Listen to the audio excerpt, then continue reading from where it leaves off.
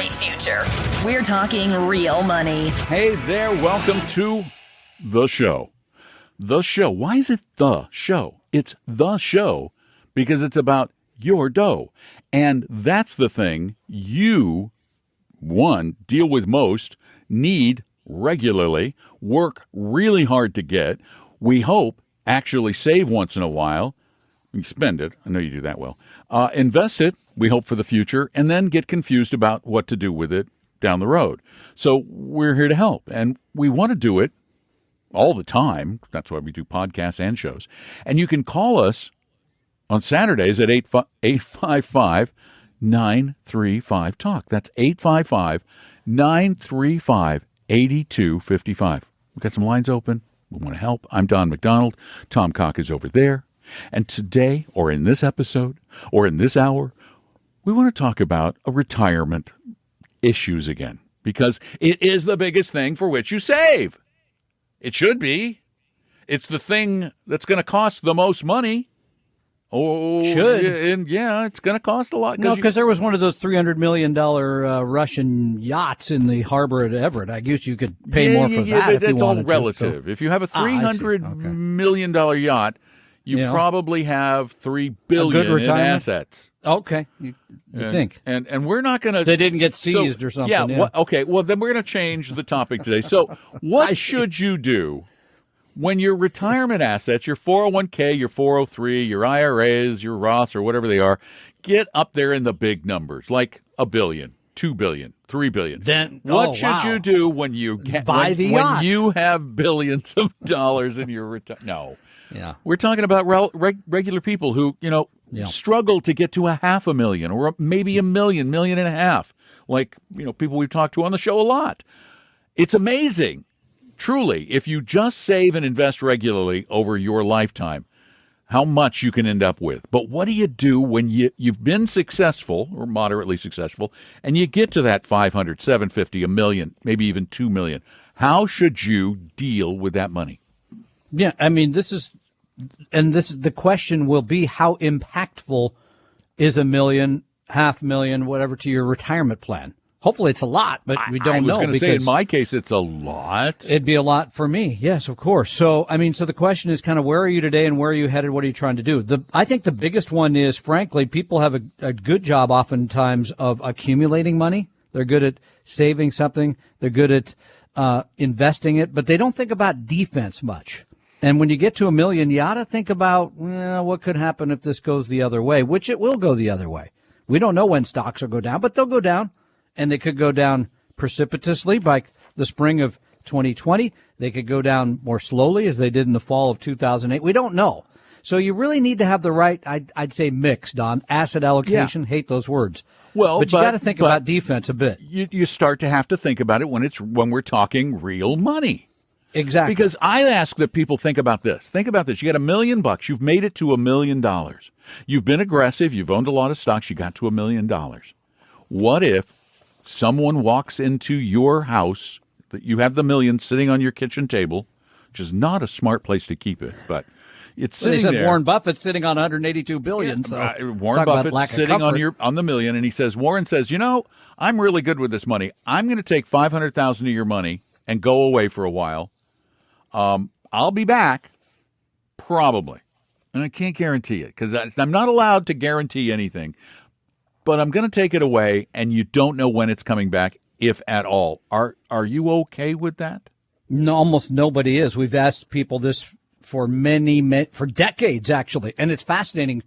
Many of you feel very confident after the market's gone up a bit. When we asked people in 2009, we asked people in the spring of 2020, they're like, no, I don't want to see my portfolio go down that much. It's very scary because the guy might not bring it back.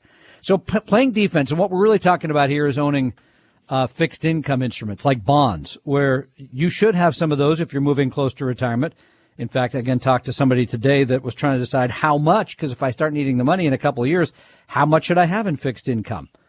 My reply always is, you got to have a plan first, then you know how much in stocks, how much in bonds. The plan comes before the actions, the portfolio. But if you have the $1 million, if you have the $1 million, the other thing is not to stop I run into a lot of people say, well, I got $1 million. I don't need to do anything more. You got to stay the course. You got to stay the course by investing, saving, and getting that free money from your employer. Got to keep getting it. And we're going to talk more about that throughout this hour, how you invest that money, how you don't do stupid things with it, how you do what's right for you. And that's where that plan comes back. 855-935-TALK is our phone number.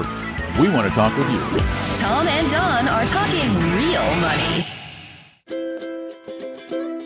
In medicine, a second opinion might save your life. With investing, a second opinion might save your future. The trick is getting one without a high-pressure sales pitch. Well, I'm Don McDonald, and if you've been listening to Talking Real Money, you know that our goal is to help everyone create a brighter future by investing and managing money better. That's why, in addition to helping everyone on our show and podcast, we are also committed to making our 100% fiduciary advisors at Appella available to help everyone make the best financial decisions based on science.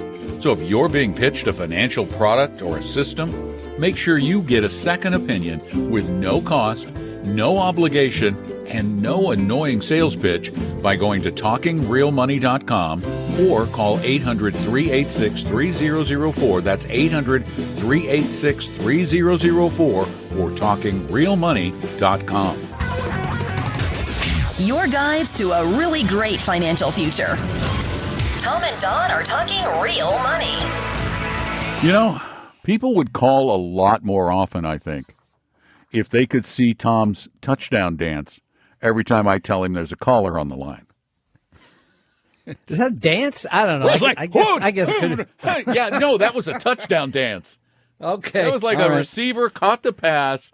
Yeah. Yeah. You know, more of a soccer guy, so it's got to be no. They don't spike the ball. Sure. No, but they do all kinds of other weird things. Yeah, but that was a ball spiking move. I wish I'd done some of those because the rarity of scoring a goal for me was the rarity of scoring a goal. I should have done, handstand something, but no, never did. I just kind of turned and ran back down the field. So. It's soccer. There's a lot less excitement. Except let's twice not go in the there. game. What do you say? Huh? Except two times in the game. Goal! And then they let that run for like 15 minutes because it's the only chance they You're have to celebrating Cinco de Mayo a day early, so good for you. So, all right. I am not yet, but okay, it's tomorrow, right? It is. Or you missed May it. the 4th be with you. I know. Sorry. Golly, people. All right, 855-935-TALK is our phone number, and let's go to one of those lovely caller people for which Tom gets so excited. Dan, welcome to the show. Hi, guys. Thanks so much for taking my call. I'm in Polesville, Washington, just across the water from Bellevue.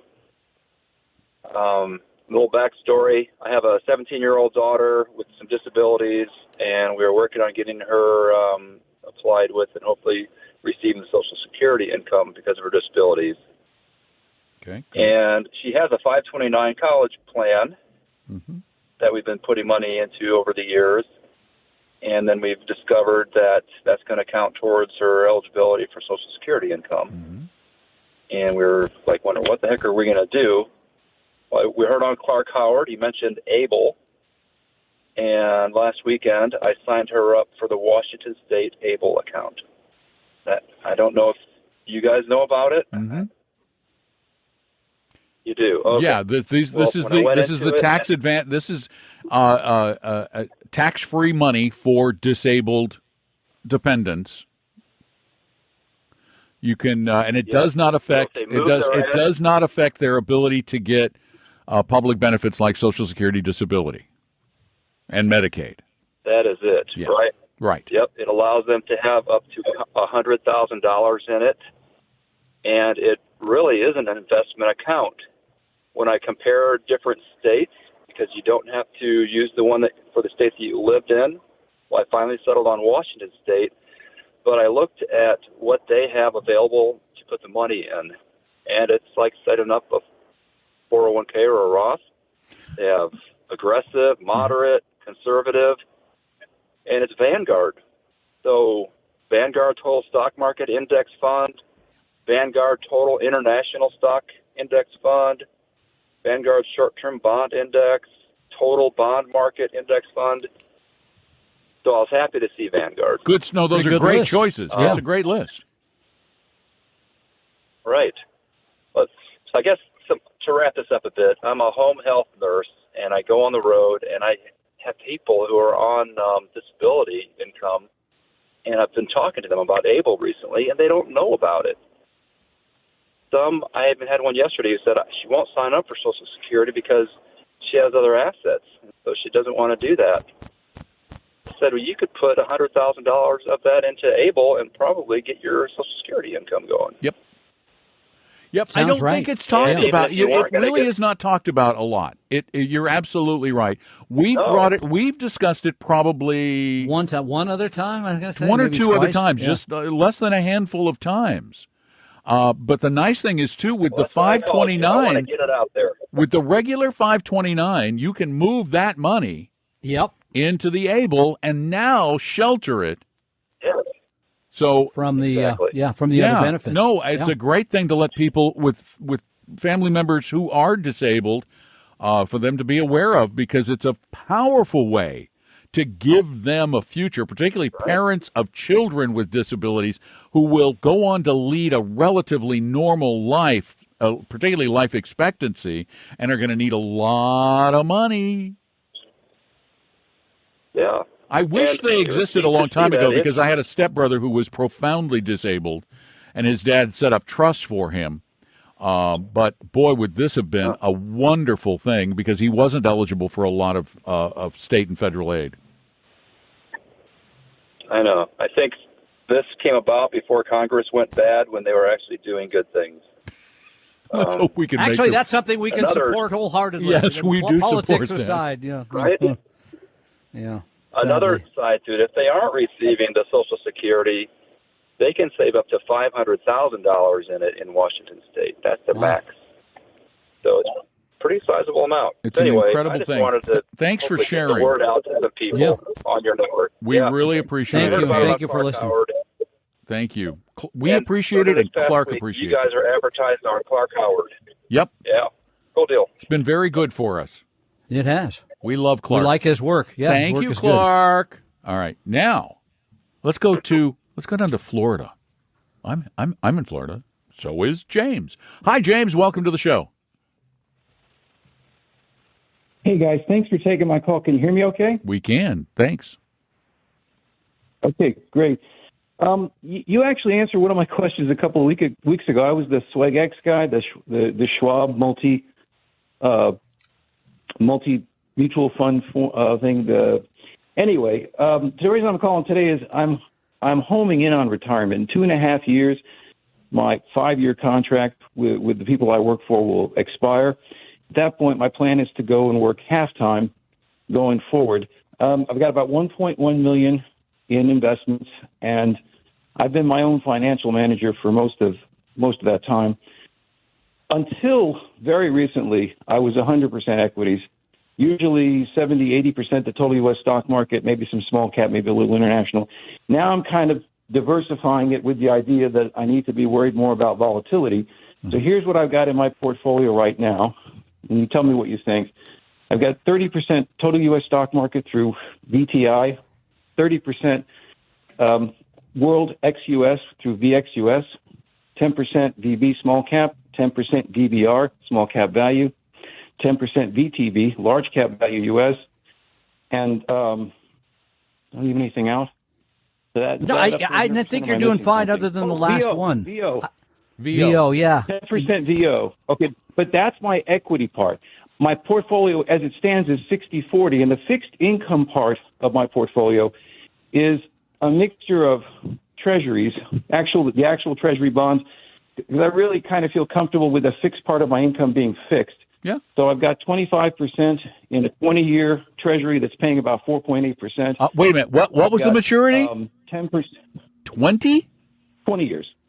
No. Yeah. Okay, We hold on. wouldn't favor that. Yeah. But okay. Hold on. We're going to talk about it. Go ahead. Go ahead. I knew you were going to like that, but let me give you the rest of it. Okay. 10% is 1 to 5 year treasury ladder, and 5% is everything under a year, 0 to 3 months.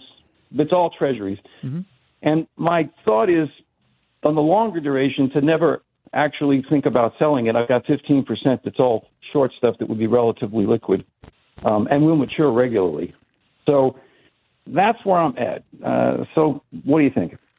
Let me take the equity part, and Don can take the fixed income. The fixed incomes. Yeah, I mean, so you're a little heavy on U.S. large cap growth type of instruments. That's my issue here, because you got VBR, that's good, but you don't have enough of it for me. Here's the way I would do it. If you're going to do this on your own and do it simple, I'd take 60% of the equities, put them in the U.S. Well, we're running out of time. Go ahead. We'll talk about break. And then divide that between large and small pretty much, and do the same thing internationally, because you're underexposed to those parts of the market. That's how I would do it. Yeah, and then we'll talk about the bonds after we take a quick break. It's short. Tom and Don are talking real money. For your real life and real future, Tom and Don are talking real money. I can finish the thought too. Yeah, you around can absolutely the asset allocation on the asset the equity. If you have of anything available to you, and it sounds kind of like you do, then you're going to want to figure out how to have a little more value in there too. In other words, sort of the underloved. I mentioned small already, so just to keep it simple, I would divide between large and small, and value and growth, so that because right now you're very much invested in the companies that have already had the big run up. I would, on the other hand, have a fund. I would just simplify it like crazy and get yourself a total market that has a total market fund, U.S. International, that has a value small tilt. And we need to explain what tilt. Somebody asked me yesterday, what does that mean? Oh, it's just overweight. I'm sorry. I thought you were going to explain it. Well, I'll explain it from my perspective. If you own an index, you own, again, sort of, you're leaning the wrong way. You're having more in large and growth firms. Yep. If you looked at the value of all the companies, that would be correct. But what you really want to do, according to the academics, is overweight. That's the right word, Don. Hold more than the market actually has in value in small and value type of companies. Most people do not do that. If you already own ETFs, you could just own something like the Avantis AVGE, the all equity ETF, own that as your entire fixed or stock portfolio. Makes life so much simpler because it's already got the U.S. International. It's already got the small and the emphasis on small in value, but still with the big companies in there. All the big companies are still there. What about the fixed income? Then the fixed income. This is where I see what you're getting at. And I do. Yeah. Wait a minute. No, I actually do. You are so skeptical. If you truly have the discipline to, you're saying, I'm not going to need that 20-year bond bond. It's a bond for 20 years. Bonds. You're saying you're not going to need those for 20 years, right? Not exactly, because the bond gives interest every 6 months. But you're not going to need the principal from the bond. Right. What I'm going to do is take the interest that comes off and put it in the shorter end of the curve. Okay. And so essentially I'll be getting that money. I don't need to touch these funds for probably at least 7 years. So what if, though, let me ask, this is the important question on a 20-year maturity. What if interest rates spike and the value of that 20-year Treasury drops by 20%? Which it just did in 2022, basically. See, that's the beauty of it. For me, I don't care what the market assigns its value. That's the correct answer. That is the only answer that makes being in any kind of a longer-term security make sense. And the reason we are opposed to longer-term securities generally is buying them in a fund, because the funds take a beating no matter what the individual investors in the fund do.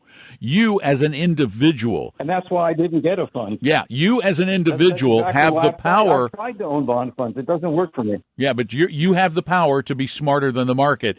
The trick is to know yourself. Can you control your emotions? If you can, then I love the latter, and I'm okay with the 20. Okay, well, that sounds good. I kept investing through the whole housing downturn. It didn't. I'm seriously. It was a great opportunity. In terms of your equity portfolio, you just have too many. It's a hodgepodge. Yeah, and here's the thing. Here's the thing, James, about your situation in life 2.5 years from retirement, that I would do no matter what my asset allocation was. I would consult with someone else.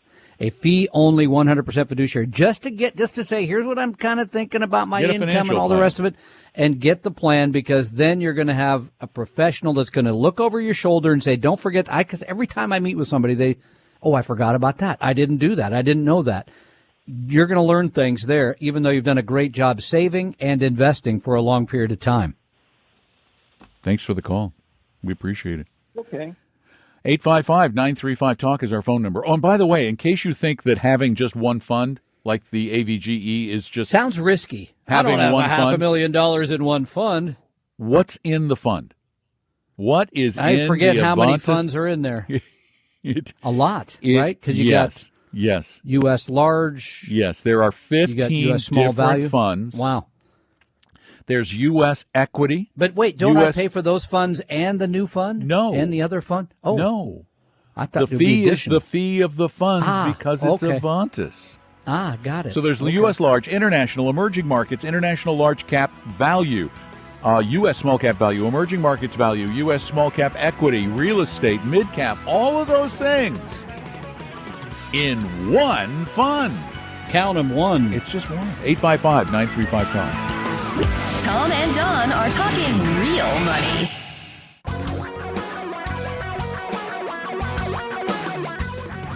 Reality radio for a really great future. We're talking real money. Yeah, I want to finish the thought with You were taking James your real time. quick. I'm going home. I'm sorry. That's it. Explain why I think you should own U.S. small cap value stocks. I just looked up the number because I'm always curious. How about the numbers? What do they look the like? number's important.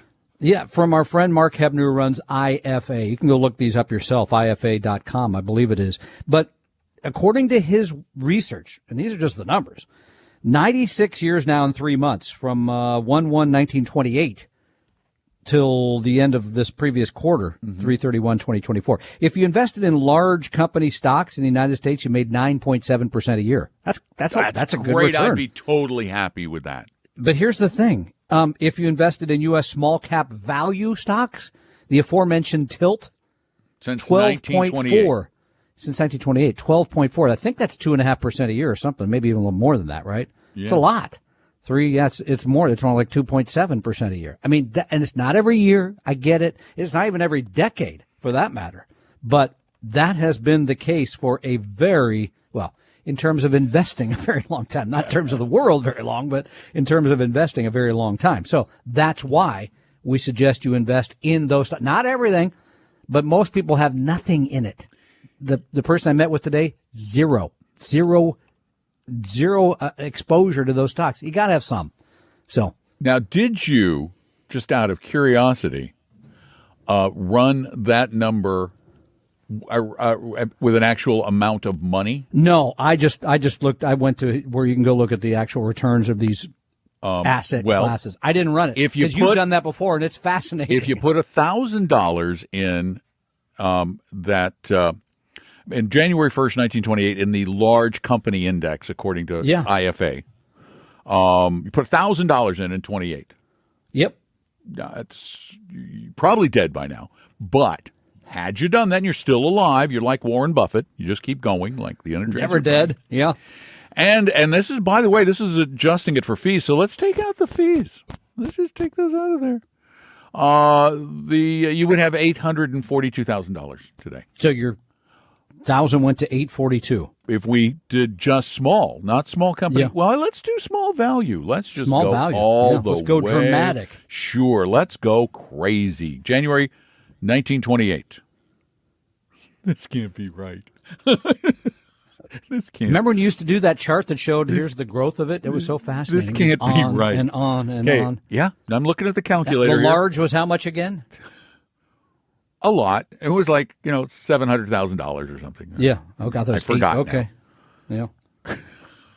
Yes. The Yeah. small. What a difference. And again, these are all like hypothetical things. Nobody actually did that. Well, if I don't know of anyone who did this. $1,000 invested in 28. Let's say you had a rich grandparent. They put it in the account $1,000 away for you. Yeah. Yep. And now you're 90 some odd years old, 96. And you're sitting with 3 months. $79.5 million. Wow. That's just amazing. Because it's not just making the 2.7% more each year; it's compounding it over and over and over again. Yeah, it is. But And by the way, what's funny though? The standard deviation, the volatility on that, is like at 30%. It's really risky. Yeah, it is. Yeah, he's got it at 28 too. If you decide to do the same thing internationally, guess what? You make the 12.4% a year again in international small cap value stocks. This is why. And by the way, they don't go up and down the same as U.S. small cap value stocks. So why we want you to own all of these. It's exactly Get the out there same and number. invest. I know. It's kind of freaky. It makes you wonder if somebody didn't copy and paste or something, but apparently they didn't. That's just weird. Yeah. Anyway. Wow. I didn't look at the standard deviation on that one. It's actually lower for international stocks. Yeah. Go figure, right? Yeah, it's lower riskier from really. But anyway. okay, now let's go back though to the portfolio. The reason we suggested the very broadly based small. Yeah. One, you can't, and even Buffett was talking about this. If I'm going to invest, I'd rather invest in the United States. Yeah. This is the old John Bogle. I trust it, I know it. Yep. Mm-hmm. But the reality is the world has changed. And you never know in the future which of the globe's economies is going to be the best and which might have a long, protracted decline like Japan did. Or which one's going to create great companies? Isn't there one in like Scandinavia somewhere that's grown tremendously recently? Oh, you're talking about Novo Nordisk in Denmark? You were just telling me the story the other day. It's like that came out of the left field. The stock's value is half that of the entire country's GDP. But anyway, the reason we suggest all of this is because when one market does well, they don't all do well at exactly the same time over exactly the same period. We can see that with the U.S. doing as well as it's done lately. Tom and Don are talking real money. Do you suffer from hodgepodgeitis? I'm Don McDonald, and hodgepodgeitis is a disease of your investment portfolio whose symptoms include lots of stocks, loads of random loaded mutual funds, and maybe an annuity or two. Most who suffer from hodgepodgeitis dread opening their quarterly portfolio statements. They feel lost and confused. Investing seems overwhelming and the financial future uncertain. If you believe you suffer from hodgepodgeitis, see a 100% fiduciary investment advisor immediately. A proper diagnosis is the first step to creating a portfolio with a purpose based on a personal plan. Start on the road to recovery now by scheduling a free meeting with an Appella advisor at TalkingRealMoney.com. There is no cost, obligation, or high-pressure sales pitch. Take the first step at TalkingRealMoney.com or call 800-386-3004. Hodgepodgeitis is not a real disease, but treating it has been shown to improve mood, reduce fear, and even lead to a brighter financial future. Results may vary. Your guides to a really great financial future. Tom and Don are talking real money. And before we go back to the phones, I want to just give you, I love numbers like this because they tell a story. They tell a fascinating story. I want to go back and look at the large company stocks from IFA and the small cap value from them, adjusted for inflation. $1,000 invested in 1928 through March of 2024 grew to, after inflation, how much? $430,000. Still very, very good. It Not beat bad. inflation, which is better than gold did. Way better than gold did. Way, way better because gold just matched inflation. Not better than Bitcoin, but we'll leave it at that. But it didn't exist then. I'm kidding. If you were in small company value, $4.6 million. Wow. Now, here's another interesting fact. If you invested $1,000 in small cap value in 1928 and you held on and held on, you didn't make money permanently for another 16 years. Wow. You basically lost money for 16 You had to years. really... But it's going to be okay. It's going to work out. Oh, yeah, right. Yeah. And sure then, just when you were doing pretty well, steadily growing, comes 2008, when your portfolio went from $1.7 million. This is where we get into the big numbers. Don't tell me. I'll say it went down to like 700. No, 1.1 million. Okay. 1.1. Lost. $600,000. Yeah. Would you have stuck with it? Would you have stuck with it? We know you wouldn't. The human experience is filled with people that give up way too early. I just find all sadly. this fascinating. That's the risk, though, of the small cap value. That's the pain you would have had to go through. You got to take it. Yep. 855-935-TALK. Every Saturday, call us from noon to 2 Pacific time, 3 to 5 Eastern, wherever you are in the country, in the world. And let's pull Liam up. Hey, Liam, welcome to our program. Hi, Don and Tom. This is Liam from Houston, Texas. Thank you for taking my call. It's a pleasure talking to you guys. Thank you. So I am I am 40 and my wife is 37, and we make about 205. And after investing and things like that, we also have 2 kids. And after investing and saving in investment, is it advisable if we just spend all the money that's left over? I don't follow the question. After you are currently investing. After investing, yeah. After investing and saving, currently we're investing about as a couple we invest about $57,000 a year into basically Roth IRA. We're maxing it out, and HSA, and the rest is in 401k. And you're saving somewhere over 25% then of your gross income. Yes, I'd say that's pretty correct. doggone good. Yes. Yeah, if you're saving that much, go spend. Go enjoy your life Pump while up you're the young. economy. No kidding. Because we have 2 kids right now, and everything is so expensive with the house and things like that. Yep. If you have extra money after saving 25% of your gross income, you're doing a really great job. So with that, and we have about 6 months of emergency savings. You think that should be enough, right? Yes. That is harder to say. I mean, we can't tell because that's 20 years off, right? We don't know that, but if you continue to save that way, you continue to save that way, then yes, my friend, I believe the odds are very much in your favor. How much do you have in your portfolio right now? How much money's in your portfolio right now? So altogether, I'm just gonna go as a couple. As a couple, we have about with total tax. I mean, for one Roth and HSA. Total, we have about $675,000. You have $675,000 at age 40 and 30, and you're saving somewhere over 50 a year. Yeah, I'm liking where you're heading. Yeah. So let's just play with some numbers because we love Don's going to run the numbers. number. We love numbers. Let's say you've got. Let's say you're not. We're going to say because you're young at heart, you're not going to retire till you're 40, and you put away, let's say, just $5,000 a month. We're going to be a little more conservative. And you do that for the next 40 years. 40? Wait a minute. Okay, let's say 40? 30. Well, I'm sorry, 30. I meant to put in 40, 30. yeah. I put in 30. Yeah, I okay. meant to put in 30. You Not do it for the get next carried 30 away. years, you, at 7%, which is kind of where balanced funds have fallen over the last several decades. Let's just use that for a nice round number. You're only going to have. How much? You're only going to have $11 million at retirement. And then let's just use the 4% rule.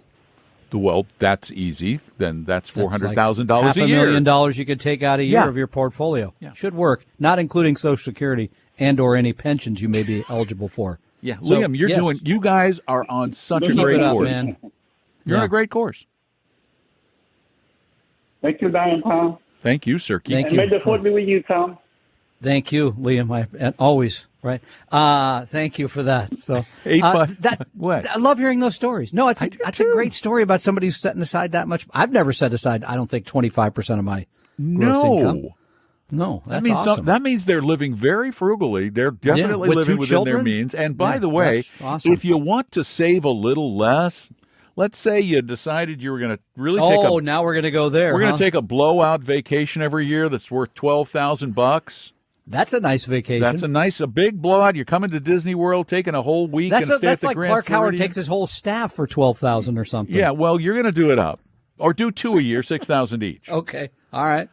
So you cut your annual put away down to $47,000.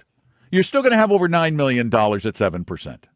That's probably still going to work even in 30 years from You now. think? So, Yeah. yeah, I think so. Well done. All right. Nice to get those calls. Thank you, Liam. 855-935-TALK. Joe, you're up next. Welcome to our show, Joe. Hey, Hi. I never thought I'd call. I never thought I'd call in because most of what I've heard is too sophisticated for my limited knowledge. Because I listen in the car because I happen to be on the road at the time you're on, and so a couple of weeks ago, a couple of things have resonated with me and have prompted me to call in. A couple of weeks ago, you said many Americans couldn't find $400 to spend. And I could identify with that, not because I didn't have $400 to spend, but because a dear person in our lives died, and I asked people to spend $400, and nobody said they had it. And I said, well, then I'm not covering you. We'll just reduce the budget. And then today you were talking about a pill or a tool people wanted, a practical resource for budgeting and income and expenditure. And I thought, wow, that's where the gap is, because we have to crawl, we have to walk, and then we can run. And we have to plan daily and plan monthly. And we need tools or pills or whatever for that. And I was wondering if you guys thought one existed. No, absolutely not. And No, by the there way, at isn't my one. age, I can't run anymore. No, I mean, but and Joe, thank you. That's a very thoughtful a call. We'll take this up in a minute because you're right. We never really just say, here are the three basic things to kind of do to get going. Yeah, there isn't What a it sounds like we're magic talking pill, about. but Yeah. there are some little snippets of advice that might help. And by the way, it was a Fed survey that said 4 in 10 Americans had enough for a $400 emergency. Tom and Don are talking real money. For your real life and real future, Tom and Don are talking real money.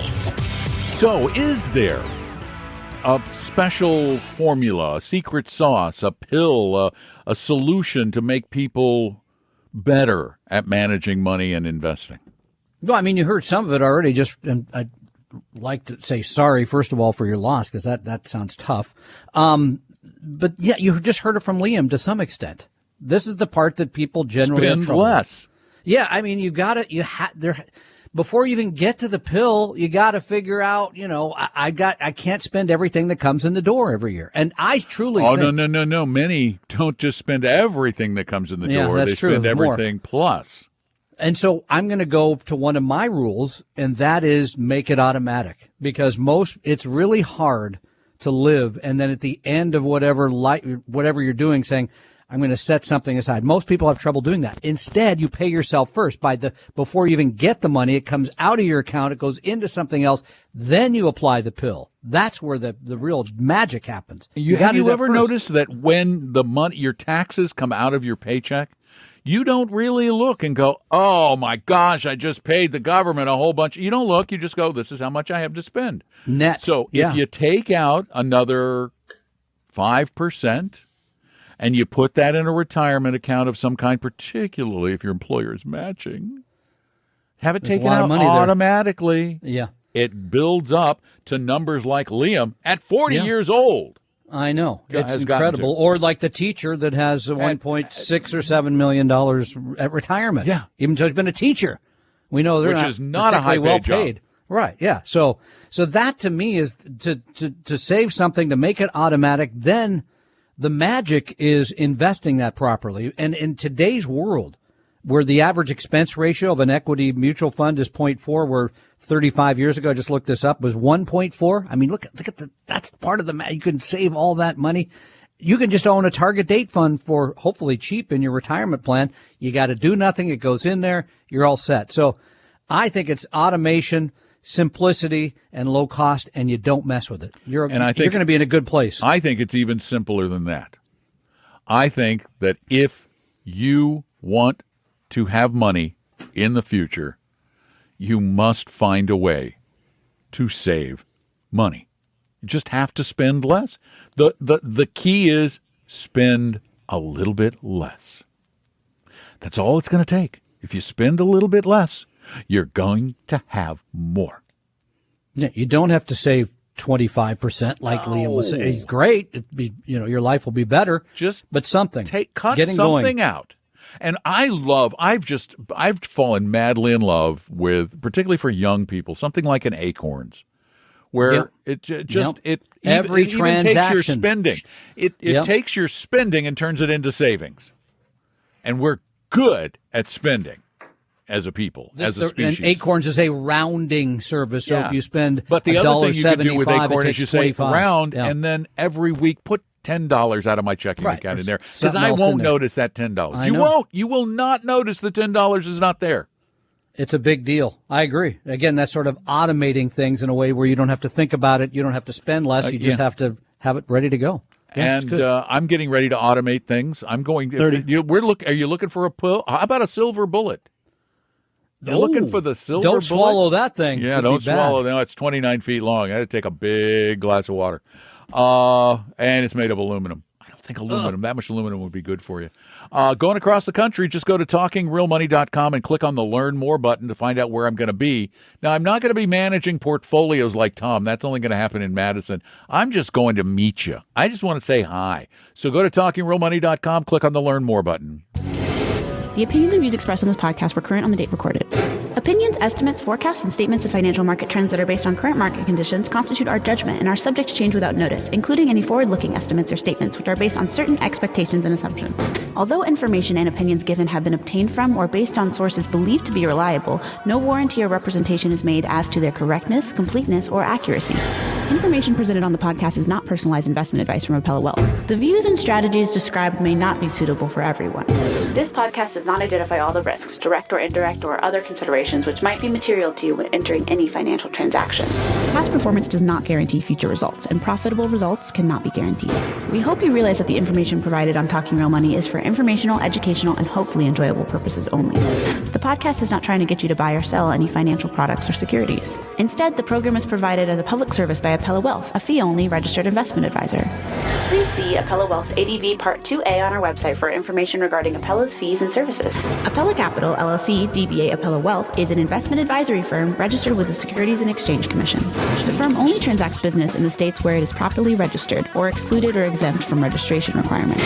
Registration with the SEC or any state securities authority does not imply a certain level of skill or training. Appella does not provide tax or legal advice, and nothing either stated or implied here should be inferred as providing such advice.